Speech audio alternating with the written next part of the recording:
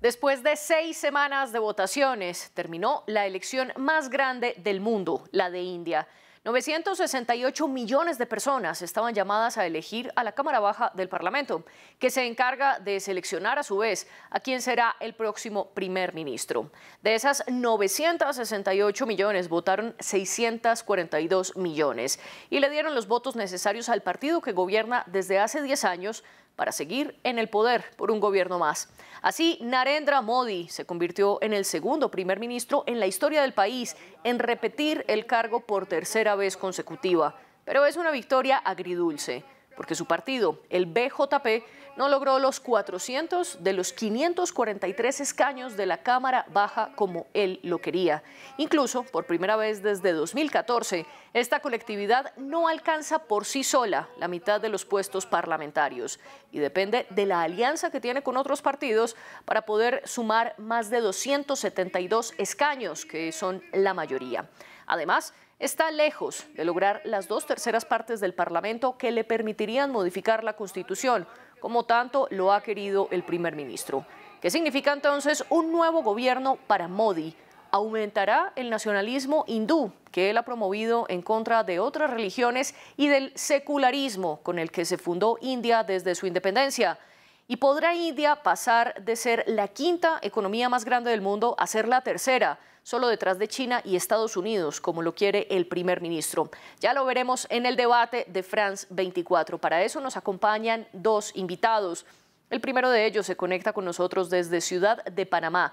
Se trata de Hari Seshasay, especialista hacia América Latina, programa también de las Naciones Unidas para el Desarrollo, el PNUD, y Visiting Fellow en el Observer Research Foundation. Y desde Buenos Aires nos acompaña Manuel Gonzalo, doctor en Economía, investigador y profesor de la Universidad Nacional de Quilmes. Además, está en el Consejo Argentino para las Relaciones Internacionales. Gracias a los dos por acompañarnos, a ustedes y a nuestra audiencia. Les recuerdo que estamos en redes sociales como @France24-ES. Y mi cuenta personal es @MariaClaguirre. También estamos en podcast en sus plataformas favoritas, ya sea la de Apple, en Spotify, Deezer o TuneIn. Hari Seshasay, comienzo con usted. Bienvenido a France 24. Comencemos con una pregunta bastante simple, pero a la vez quizás difícil de responder. ¿Cómo explicarle la importancia de estas elecciones en India a nuestra audiencia de América Latina? Gracias, María. Yo creo que ya has dado un resumen importante, que el BJP quería ganar o esperaba ganar hasta 400 escaños y, o sea, hasta ahora creo que el número final que estamos viendo es que el BJP mismo tiene solo 242 y como su coalición tiene 292. Estas elecciones son bastante importantes porque fue más que todo como un referendo sobre Narendra Modi y la dirección que va a tomar el país. Y todos esperaban que hasta el final del día vamos a ver el partido con al menos 300 o 350 escaños, pero no ha pasado. Eso significa que ahora Modi tiene que gobernarse siempre viendo sus pasos con una manera muy casual, ¿no? O sea, tiene que esperar que sus aliados, especialmente en Bihar, en el estado de Bihar y Andhra Pradesh, están felices, porque estos aliados antes han sido aliados con el partido del Congreso, ¿no? El Indian National Congress. Así que no tiene el mismo mandato que tenía en los últimos 10 años. No va a ser fácil pasar nuevas leyes ni reformas. Y también es un mensaje muy fuerte de las personas de India que las campañas, los lemas no funcionan solos y necesitan crear más empleo, necesitan enfocarse en el desarrollo, en la economía y menos en la religión y cultura.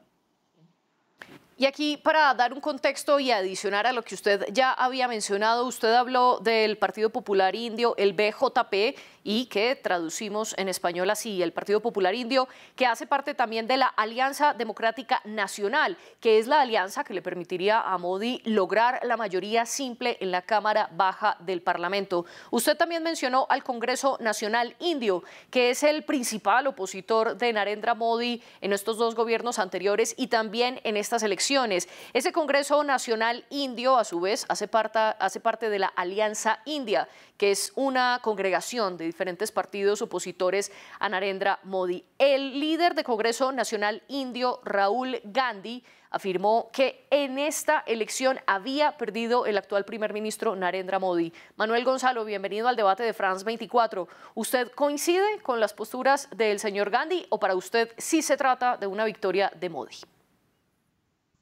Hola, ¿cómo andan? Bueno, un gusto, un placer estar con ustedes.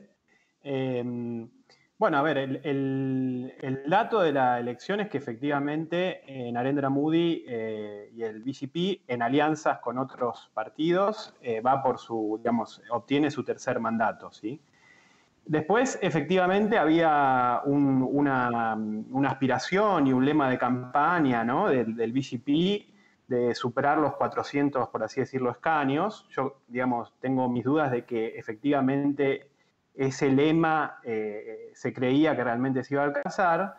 Ahora, efectivamente, el Congreso aumenta en términos de representación de escaños que consigue dentro del Congreso. Cuando digo el Congreso, es el partido del Congreso. Y efectivamente esto lo obliga al BJP y a Narendra Modi a redoblar sus esfuerzos de alianza con otros partidos y bueno, y ahí va a tener un espacio clave justamente el hacer política. ¿Y qué significa que tenga que redoblar estos esfuerzos con sus aliados, sobre todo en los términos que más le han criticado la oposición? Uno de ellos, perseguir a la minoría musulmana de India por favorecer el nacionalismo hindú. Ari. No, yo creo que al final, María, los datos más importantes serían la diferencia de escaños de 2019 a 2024. La oposición, la alianza que se llama India, han ganado 102 escaños más. Y el partido del BJP han perdido 59 y otros partidos que ni están en una coalición ni la otra han perdido 43. Eso va a significar que Modi no va a poder seguir hablando, incluso no solo Modi, pero otros en su partido. Él no habla tanto de los musulmanes, sí habla mucho, pero no tanto como los otros en su partido. Y tendrían que cambiar la narrativa, porque esa narrativa que ha funcionado para tantos años ya no va a funcionar. Eso ya saben o deben saber, ¿no? Que tiene que cambiar eso y tiene que regresar tal vez a la narrativa que crearon en 2014, que fue más de desarrollo. La palabra en hindi fue vikas, que significa desarrollo. Hoy en día, mucha gente en India sí todavía, o sea, viven en pobreza, ¿no? Es necesario poder transmitir un mensaje de temas, o sea, que sí son útiles para estas personas. Por ejemplo, esto todo del Ram Mandir que fue inaugurado por Narendra Modi, en ese mismo lugar donde hicieron la inauguración del Ram Mandir, el BJP ha perdido el escaño en Ayodhya, ¿no? Entonces, esa narrativa no funciona. Y yo creo que en los próximos meses sí vamos a ver una creación de una nueva narrativa. ¿Y cuál cree usted que será esa nueva narrativa? Que tiene que ser por desarrollo, tiene que ser más que todo por trabajo, creación de empleo, ¿no? Si estamos analizando las entrevistas que hicieron durante la campaña, mucha gente sí dijeron que su primer prioridad en las elecciones es creación de empleo. No hay suficiente trabajo en India y es algo que, o sea, no ha recibido tanta atención, ¿no? Y yo creo que tienen que enfocarse en eso y no solo infraestructura. infraestructura, sí mejore condiciones para algunos sectores, pero no necesariamente para gente, ¿no? Que necesita comer, que necesita trabajo, que necesita dinero. Así que tiene que ser un mensaje dirigido a esas personas. Y ya vamos a concentrarnos y a volver sobre el punto de qué hará Narendra Modi en este tercer gobierno consecutivo que tendrá, Manuel. Pero quiero regresar con usted sobre todo a cómo explicar esta victoria a medias o esta derrota parcial de Narendra Modi, porque Ari ya nos señalaba 2 puntos. Uno, el desempleo, que es particularmente grande en el sector joven, y 2, él dice que el discurso en contra de la minoría musulmana ya no le está trayendo votos a Modi. ¿Usted está de acuerdo con estas posturas? A ver, diría, el problema de generación de empleo de la economía india no es nuevo, es digamos, de larga data. Efectivamente, hay que redoblar, y es así, hay que redoblar los esfuerzos en términos de generación de empleo formal y empleo industrial. India está viviendo una transición de población desde la zona rural a la zona urbana, y eso sobrecarga, obviamente, a las ciudades. Entonces, ahí hay un punto, obviamente, a trabajar. Igualmente, sería cauto en el sentido de que el BJP, Narendra Modi, finalmente se impone y va a un tercer mandato. Tiene 5 años para buscar su nueva narrativa y mejorar, por así decirlo, indicadores económicos. En ese sentido, obviamente que India tiene un montón de desafíos en términos de generación de empleo, llegar a la juventud. Ahora bien, también me parece que no hay que olvidar que esta tercera gestión de Modi estuvo cruzada por el COVID, eso en todos los oficialismos pegó, y siempre una tercera gestión de gobierno marca síntomas de cierto cansancio, por así decirlo. Entonces, bueno, un poco me parece que eso explica el resultado de las elecciones, pero de fondo me parece que finalmente hay un tercer mandato del BJP y bueno, restan 5 años para ver cómo el BJP vuelve a encauzar su narrativa, no solo la narrativa, sino la economía. Ustedes han insistido mucho en los escaños que ha perdido el BJP respecto a las elecciones anteriores. Esto para poner en contexto a nuestra audiencia. En 2014, el partido de Modi obtuvo por sí solo 282 de los 543 escaños de la Cámara Baja del Parlamento. En 2019 fue la elección que más le benefició al BJP con 303 escaños. Y ahora en 2024 esto podría caer hasta cerca de 240 escaños por sí solos, que ahora aliados con sus partidos amigos sí podría tener la mayoría simple que le permitiría elegir al Parlamento a Narendra Modi como el siguiente primer ministro de India.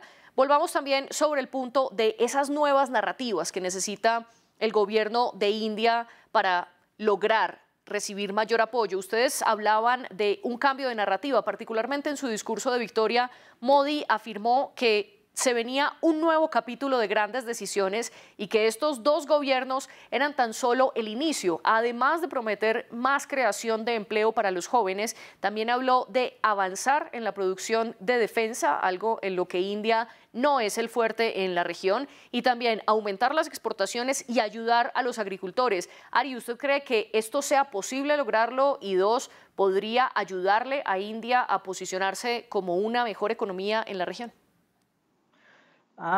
María, yo creo que sí va a poder lograr al menos un gran parte de eso. O sea, yo creo que eso va a ser el último mandato de Modi, ¿sí? Ya tiene 70 y pico años y él empezó su primer posición de primer ministro en 2014 diciendo que los viejos en el partido que tienen 75 años y más ya no deben estar en el partido, y hoy él ha llegado a esa posición. Entonces, yo creo que sí va a concentrarse en dejar un legado, ¿no? Pero no va a ser fácil porque es una situación nueva. Nunca ha tenido Modi ni el BJP, nunca han tenido que dependerse en aliados para pasar reformas, ¿no? aunque siempre han tenido coaliciones, o sea, no fue necesario dependerse en sus aliados, pero hoy sí tienen que dependerse incluso en aliados que no comparten la misma ideología, ¿no? Dos aliados importantes en Bihar y Andhra Pradesh, que tienen muchos escaños, que forman parte de esa coalición, no tienen la misma ideología ni pensamiento de Modi ni del RSS, que es o sea, la parte más ideológica del BJP. Así que va a ser difícil porque no va a poder concentrarse tanto en la economía, porque va a tener que poner más esfuerzo en hacer político, ¿no? Y que los otros aliados en Andhra Pradesh, en Bihar, en otros estados, sí sean felices, ¿no? Yo creo que los números son importantes. Lo que mencionaste recientemente fue los números que ganaron en 2014, 2019. Entonces, este mandato que tiene es el menor que tienen en los últimos 10 años. Así que la economía, o sea, hay una frase en India, ¿no? Que la economía no crece por el gobierno, pero a pesar del gobierno. Eso siempre ha sido el caso. Así que incluso si Modi no va a tener suficiente tiempo para enfocarse más en la economía, tal vez no es una cosa tan mala.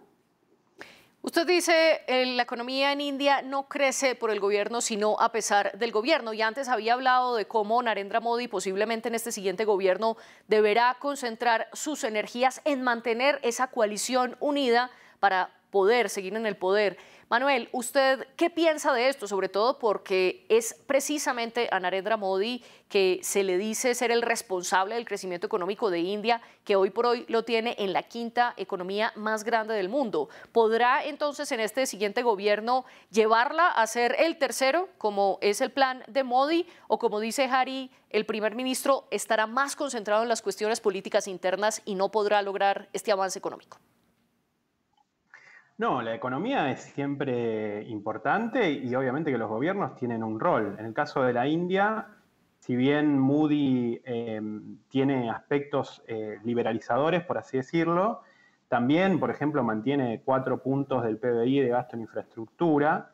Y a mí me parece que justamente lo que le plantea este tercer mandato, si el BJP quiere seguir en el gobierno, es seguir profundizando esta mezcla, por así decirlo, de complementación público-privada y estimulando inversiones, y en ese sentido el gobierno tiene un rol central. No diría que la economía funciona a pesar del gobierno, sino que justamente si el gobierno no actúa bien en la economía empieza a tener problemas. Entonces, el desafío que le viene a India es, bueno, cómo genera empleo genuino, cómo genera empleo formal, industrial, etcétera, y para eso el gobierno tiene un rol muy importante. Y ahora hablemos de esa posición y ese rol económico, pero en el contexto de Asia, donde tiene al gigante asiático muy cerca, que es China. Desde que India se independizó de Reino Unido, el que fue el primer ministro después de la independencia, Nehru, posicionó la doctrina de no alineamiento que continúa hoy y que consiste en que India sea un contrapeso de China en la región sin ser necesariamente un aliado de Occidente. Ari, este tercer mandato de Modi, ¿qué significa en esa posición de no alineamiento para India? Yo creo que esa posición sigue en alguna manera, lo llaman de otros nombres, ¿no? Hoy se llama como en inglés Strategic Autonomy, autonomía estratégica, ¿no? En vez de llamarlo como non-alignment, que fue una palabra más, como dijiste, de Nehru, porque no quieren asociarse tanto con Nehru. Pero sí es más que todo por un objetivo. India es tan grande. O sea, la población de India, ya como saben, es el país más poblado del mundo, pero la población de India es más que toda Europa y América Latina juntos, ¿no? Entonces, India es tan grande que no es necesario para el país tomar posiciones en temas internacionales, ¿no? ¿Por qué? Porque la prioridad antes era y hoy también es y en el futuro será siempre el desarrollo. Hasta cuando India sigue siendo un país, o sea, en desarrollo, eso es la prioridad uno, ¿no? Y todo el resto viene después. Entonces, sí, India quiere jugar ese contrapeso y ser un socio más importante de todos los países del occidente, pero en general del mundo en desarrollo también. Y eso, o sea, esa narrativa sí ha funcionado un poquito. Empresas como Apple sí han invertido más en India. Yo creo que del nuevo iPhone, casi 20% o 17% de la producción global de ese nuevo iPhone está en India, ya. Y eso ha pasado desde muy poco tiempo, ¿no? Y discúlpeme que lo Entonces, interrumpa, simplemente un paréntesis, precisamente se movieron a India porque esta compañía estadounidense se fue de China ante la guerra comercial que tienen Washington y Beijing. exacto. Así que hay más ejemplos así, María. Sí, sí hay ejemplos de empresas que han venido a India, pero en realidad, si creamos un mapa para analizar a dónde están invirtiendo esas empresas, no es solo en India. Hay muchos que han invertido en Vietnam, en México, o sea, en todo el mundo. India no ha podido captar uh, el nivel de inversión extranjera que quiere, ¿no? Por eso, o sea, incluso economistas en India y afuera que estudian India todavía siguen diciendo que la economía de India crece más por consumo y no tanto por inversión, no tanto por comercio internacional.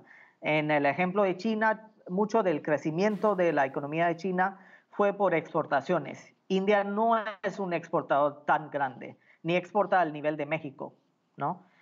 A pesar de tener una población 10 veces más que México. Y con este contexto, ¿podrá, Manuel, India convertirse en una nación plenamente desarrollada para el 2047, como lo plantea Modi, y cuando se cumplen los 100 años de la independencia del Reino Unido? Bueno, depende de lo que entendamos por nación plenamente desarrollada. Lo que sí me parece es que India va a seguir marcando un crecimiento importante y también grandes desafíos en términos de dar respuesta al conjunto de su población. Entonces, dicho esto, ¿qué quiere decir?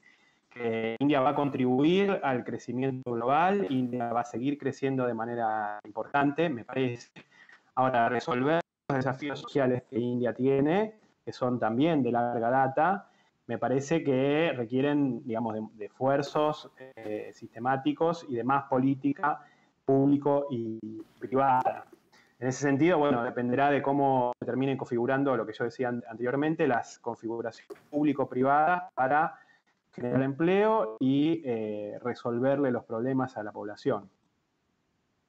Volvamos al punto de la democracia, porque anteriormente, Ari, usted pronunció algo que quiero que le ponga en contexto a nuestra audiencia y es: Modi no quiere parecerse a Nehru, que fue ese primer ministro del que yo hablaba. Además, Nehru fue uno de los líderes y fundadores del actual partido que más oposición le hace a Modi, y precisamente Rahul Gandhi, el líder de ese Congreso Nacional de India, es el que está diciendo que la democracia del país está en su lecho de muerte luego de 2 gobiernos de Modi y ahora garantizando un tercero.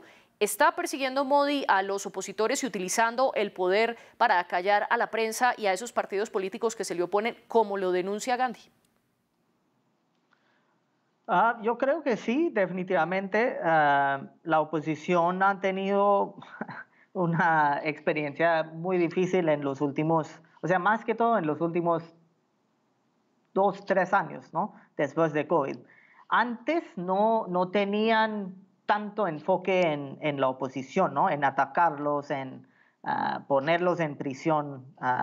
O sea, yo creo que es el legado que va a dejar Modi si va a cambiar en los próximos años. No creo que va a seguir el mismo modelo, ¿no? Que sí, eso tiene que cambiarse, porque él sabe que no ha funcionado, ¿no? Incluso no sé si en las próximas elecciones, ya es muy temprano para hablar de 2029, pero no creo que el BJP va a poder regresar en el poder. Así que yo creo que el enfoque en estos 5 años de Modi y su partido va a ser en dejar un legado que define, o sea, los 15 años del BJP en el poder. Y eso me imagino que van a querer dejar algo que tiene que ver más con desarrollo que ataques contra la democracia o contra la oposición, porque la historia sí va a recordar eso, ¿no? Tiene unos años para cambiar sus posiciones y yo creo que hoy no va a cambiarlo, pero paso a paso sí lo va a cambiar. Manuel, ¿y usted qué opina de qué puede pasar con el siguiente gobierno de Modi? ¿Cambiará las posturas antidemocráticas que ha mostrado en estos 10 años anteriores o por el contrario, el hecho de necesitar esas alianzas de partidos que son todavía más radicales que el BJP le harán que Modi siga persiguiendo a esa oposición como lo habla Ari? Bueno, en principio acaba de terminar un proceso de elecciones en donde participaron diferentes partidos. Entonces, la democracia en términos formales está funcionando en India. No me atrevería a decir que la democracia no funciona en términos formales. Eso en primer lugar. Efectivamente, el espíritu del nacionalismo hindú coloca presión sobre ciertas minorías. Ahora, dicho esto, de nuevo, insisto, me parece que lo que está sucediendo acá es que hay un tercer mandato del BJP y quedan 5 años para ver cómo Modi se comporta, cuál va a ser el sucesor. Me parece que adelantarse y decir que esto es un ciclo terminado es estar haciendo futurología. Y el dato acá es que hay un tercer mandato del BJP y solo 2 primeros ministros en la historia de India han logrado un tercer mandato. Quedan 5 años abiertos para ver cómo se posiciona tanto el BJP como el Congress Party, que ha hecho una muy buena elección. Y esto sin dudas va a mejorar la democracia en India, porque le va a colocar presión al BJP para hacer un mejor gobierno y va a hacer que el Congress Party también se esfuerce para llegar al poder. Así que me parece que es un resultado que a India le viene bien. ¿Y cómo explicar, para evitar esa futurología que usted nos dice, cómo explicar, Manuel, el crecimiento que casi duplicó el Congreso Nacional Indio, la cantidad de escaños que tenía en el Parlamento? Bien, me parece que el COVID, sin lugar a dudas, ha pegado. Pareció que, digamos, en la narrativa, pareció que el COVID pasó, pero cuando uno va a India, detecta que el COVID afectó a mucha población y ese recuerdo, ese fenómeno afectó a todos los oficialismos, ¿sí? A todos los oficialismos del mundo. Y me parece que efectivamente todavía quedan muchos desafíos en términos de la economía, también hay que generar más empleo, entonces eso también pega. Y finalmente quedará para el BJP evaluar hasta qué punto tensionar con el nacionalismo hindú le ha dado resultados o no. Entonces, en principio, exploraría esas 3 cuestiones. El impacto del COVID, más esfuerzos en la economía y la estrategia de posicionarse de manera fuerte con el nacionalismo hindú. Y volvamos a los términos geopolíticos en Asia. Ari, ¿qué significa este nuevo gobierno, sobre todo para las posiciones que India ha mantenido frente a la guerra en la Franja de Gaza y a la guerra en Ucrania? Eso yo creo que sí queda lo mismo, no va a cambiar mucho ahí. India sigue siendo un socio muy importante o sea, India tal vez es el único país en todo el mundo que sí es amigo, o sea, un amigo cercano de países como Irán y Israel, a los dos, Arabia Saudita también, tanto Estados Unidos que Rusia, ¿no? Eso no va a cambiar. ¿Por qué? Porque India gana como un país sostener relaciones buenas con todo el mundo. Y eso yo creo que no va a cambiar. Incluso no le conviene a India tomar posiciones fuertes en ningún conflicto armado, o sea, ninguna situación geopolítica en Ucrania, en Gaza, o sea, solo va a seguir tomando la misma ruta que ha tomado desde muchos años. Incluso esa posición frente a Palestina, Israel, no ha cambiado mucho, aunque el gobierno de India actual sí han tenido una relación más cercana con Israel, sí sigue siendo un promotor de los derechos de la gente en Palestina también, ¿no? Y Modi habla o ha hablado con Putin y también con Zelensky en Ucrania. Eso no creo que va a cambiar mucho.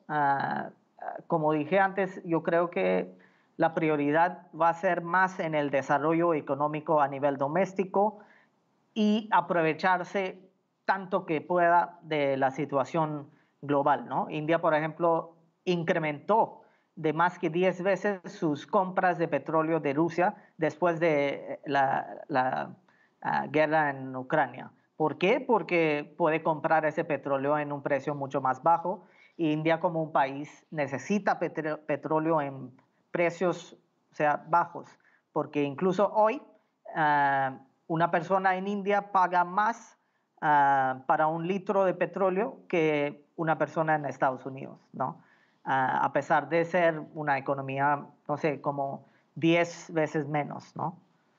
Y es precisamente ahí que radica la autonomía estratégica que usted nos hablaba, por la que India puede tener cercanía, por ejemplo, con Irán, con Israel y con la Autoridad Nacional Palestina, como usted bien lo explicó. Manuel, ¿le surte efecto y beneficios a India esta autonomía estratégica que se espera continúe con Modi? Sí, ahí hay diferentes categorías, algunos hablan de multialineamiento también. En principio a mí me parece que hay una cuestión que incluso excede un poco a India, que es que India representa mucho para diferentes partes del mundo. Quiere decir, en un mundo que está yendo, digamos, que está en crecimiento, Asia se está convirtiendo en el centro del mundo. India puede ser un socio para los países occidentales, puede ser un comprador de petróleo para los países árabes, puede ser un miembro importante para los BRICS y con eso articular relaciones con Brasil, con Rusia. Entonces, me parece que el mundo, por así decirlo, juega a favor de la India. El mundo tiene interés en tener un socio en Asia como India, y eso, bueno, obviamente le da márgenes de acción a la India, ¿sí? Entonces, eso es un poco, tal vez excede a la India y es la configuración más global, y me parece que eso va a seguir estando. Y obviamente, como decíamos antes, me parece que el gobierno lo tiene que usar para generar condiciones de desarrollo de la India. Y para concluir nuestro programa, les propongo primero a Ari y luego a Manuel que lleguemos a esa idea de cómo un tercer gobierno de Narendra Modi puede impactar o no en América Latina. Ari. Ok, eso es un tema que llevo mucho tiempo investigando y en realidad el gobierno de India no ha tenido un papel muy fuerte en América Latina, pero el sector privado, a través de inversiones, a través de comercio internacional, sí ha jugado un papel muy importante. El comercio bilateral entre India y América Latina en el año pasado llegó hasta 50.000 millones de dólares. Para India sí es mucho, o sea, no se puede comparar eso, por ejemplo, con el comercio internacional que tiene China con América Latina, que debe ser como 400.000 millones de dólares. Pero para India y para América Latina sí es muy importante. El último canciller de India, el actual canciller Jaishankar, sí ha puesto mucho más esfuerzo, o sea, que cualquier otro canciller de India en toda la historia en América Latina. Jaishankar visitó 8 países en la región y 5 de esos países fue la primera visita de cualquier canciller de India, ¿no?